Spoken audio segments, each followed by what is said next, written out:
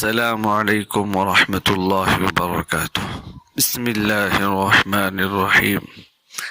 آپ کا سوال یہ تھا کہ ایڈوانس میں اور لیز پر جو رقم دی ہوئی ہے وہ بھی وراثت میں شامل ہے یا نہیں۔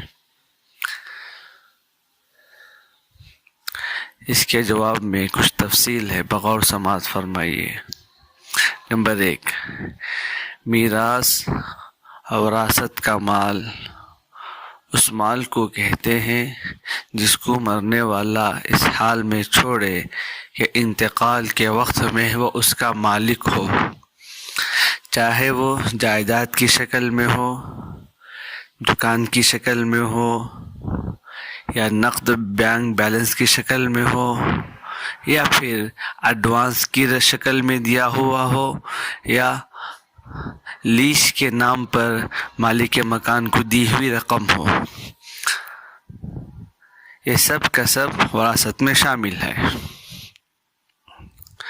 اگر مرنے والا اس کا مالک تھا جب وہ انتقال کر رہا تھا۔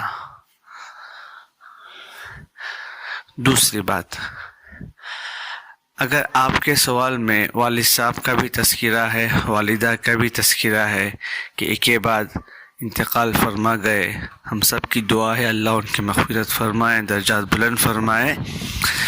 اگر والد صاحب کے انتقال کے بعد یہ گھر کا ایڈوانس اور دکان کا ایڈوانس، اسی طرح گھر کو جو لیز پر دی ہوئی رقم ہے والد صاحب اس کے مالک تھے، تو وہ وراثت میں اسی دن شامل ہو چکا تھا۔ اس حساب سے اس وراثت میں آپ کی والدہ کا 8واں حصہ تھا، بقیہ آپ بھائی بہنوں کا تھا۔ نمبر 3، پھر جب والدہ کا انتقال ہوا اور والد صاحب کے انتقال کے بعد وہ رقم تقسیم نہیں کی گئی تھی، تو اب اس میں والدہ کا 8واں حصہ تھا، گھر دکان کے ایڈوانس میں اور پھر گھر کے لیز میں دی ہوئی رقم میں۔ اب اس 8ویں حصے میں بھی بچوں کا حق ہے، بھائیوں کا، بہنوں کا۔ شریعت کے مطابق بہنوں کو 1 حصہ، بھائیوں کو 2 حصہ، اس طرح سے اس میں بھی حق ہوتا ہے۔ نمبر 3، ایک حدیث میں اللہ کے نبی نے ارشاد فرمایا انت ومالک لابیک، کہ تو اور تیرا مال سب کا سب تیرے باپ کا ہے۔ محدثین نے اور علماء کرام نے اس کا یہ مطلب بیان فرمایا ہے کہ والدین ضرورت کے وقت میں اپنی ضرورت پوری کرنے کے لیے بیٹے کے مال کو اس کی اجازت کے بغیر استعمال کر سکتے ہیں، یہ اس معنی میں حدیث ہے۔ تنگی ہے، کھانے میں تکلیف ہے، پہننے کا مسئلہ ہے، تو بیٹے کی رقم کو اس سے پوچھے بغیر لے کے استعمال کرے تو بیٹے کو منع کرنے کا حق نہیں ہے، بیٹے کو اعتراض کا حق نہیں ہے شرعاً۔ یہ معنی ہے اس حدیث کا۔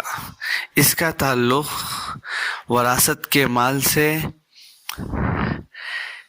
یا اس کا تعلق مطلقاً اس طور پر کہ بیٹے کا کمایا ہوا باپ اس کا مالک ہے، حدیث کا یہ معنی نہیں ہے۔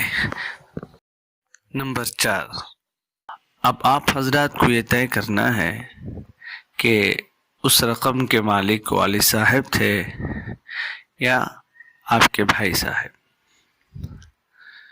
ہمارے یہاں چونکہ معاملات میں صفائی نہیں ہوتی تو صراحتاً اس کا تذکرہ نہیں کر لیتے، لیکن علامات سے، قرائن سے معلوم کیا جا سکتا ہے کہ کون مالک تھے۔ اگر والد صاحب زندہ ہوتے تو کیا جو وہ رقم لگائے تھے ان کا اختیار اس پر چلتا، وہ جب چاہے نکال لیتے، جب چاہے کہیں اور خرچ کر دیتے، تو بھائی صاحب کو اعتراض، بھائی صاحب کو منع کرنے کا حق نہیں ہوتا۔